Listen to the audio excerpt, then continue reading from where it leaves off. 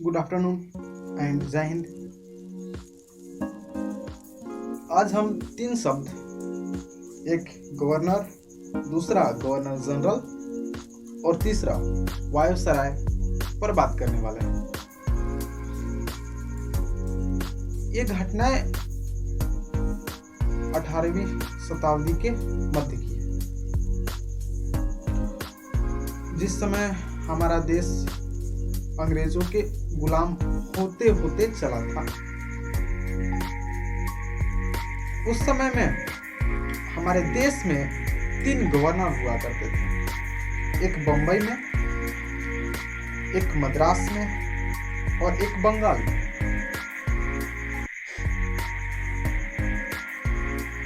और इसी गवर्नर को 1772 के रेगुलेटिंग एक्ट के तहत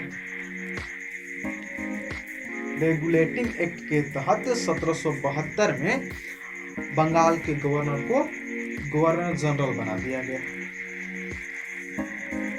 गवर्नर जनरल जो हमारा देश का प्रथम, और कहें तो बंगाल का प्रथम, हमारे देश को नहीं कहें तो ही बेटर, क्योंकि उस समय हमारा देश भारत की जगह पर बहुत छोटे छोटे टुकड़ों में बटा हुआ था और बंगाल एक अपना प्रांत जिसे लोग देश मानते थे। तो उस बंगाल को एक गवर्नर जनरल दे दिया गया 1772 में, और प्रथम गवर्नर जनरल था वारेन हेस्टिंग्स। फिर आगे चल करके जो मद्रास के, बंबई के और बंगाल के गवर्नर जनरल थे, मतलब बंगाल के गवर्नर जनरल और इन दो जगहों के गवर्नर को पद को हटा दिया गया। और 1833 ईस्वी में भारत के गवर्नर जनरल को सेलेक्ट कर दिया गया, मतलब अब पूरे भारत के एक गवर्नर जनरल बना दिए गए। इन तीनों पद को हटा दिया गया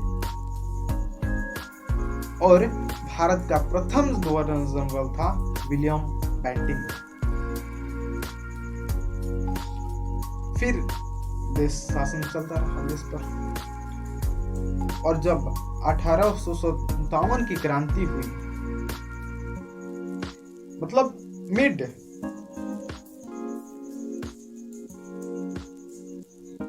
19th सेंचुरी में 1 नवंबर 1858 ईस्वी को 1 नवंबर 1858 ईस्वी को कैनिंग, उस समय भारत का गवर्नर जनरल था, ने इलाहाबाद में क्वीन ब्रिटेन की घोषणा पत्र पढ़ी, जिसमें उसने गवर्नर जनरल के पद को हटा करके वायसराय कर दिया, और इस प्रकार हमारे देश के प्रथम वायसराय लॉर्ड कैनिंग हुए। हालांकि मैं इन तीनों पद को एक पैरेलली रूप से देखता हूँ। मुझे ऐसा लगता है कि ये तीनों पद एक समान है, जो कि हमारे देश को चलाने के लिए अपॉइंट किया गया था।